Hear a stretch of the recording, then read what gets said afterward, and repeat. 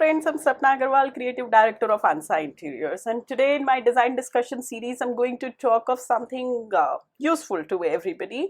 I'm going to talk about floor care tips. Flooring, I think, has a major impact on the interiors of the house, and proper care and maintenance is required for the upkeep of different type of flooring. Care has to be done differently for different type of floorings.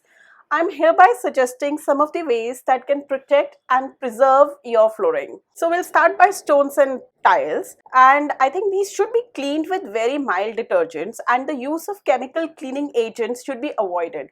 It really wears off the top layer of the tile and the stone, and their continuous use could result in making the surface really dull. When it comes to wooden flooring, they are majorly categorized into two types of wooden flooring. One is the laminated and the other is the real wood. But the maintenance to both is very different. Laminated wooden flooring are a little hard and they're a little sturdy also. So hence making it simpler to clean. So I would advise that you should not really drag or pull any furniture or appliances over the laminated wooden flooring, as it tends to scratch it. So you can actually lift those heavy objects and not pull them or even drag them for that matter. Also, it's very advisable to probably just keep a very small piece of rubber or just that small cutting of old rug or carpet beneath the heavy floor to provide them an extra cushioning over the laminated wooden floor. Also, for any wooden flooring, be it laminated or wooden, you should avoid the contact of water, as it tends to seep inside the wooden flooring through the joints and then damage it.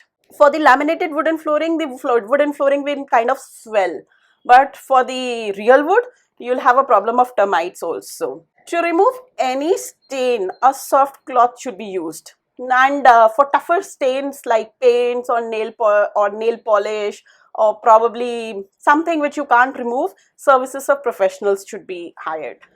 For the real wooden flooring, I think vacuuming every day or regularly, probably alternate day, is very essential, because the dust particles will act like sandpaper. They make the flooring rough and just kind of worn off. Also, for the real wooden flooring, chemical sprays like mosquito repellents, hairsprays, deodorants have a real adverse effect. So these should be avoided, and they should not be really sprayed near a wooden flooring.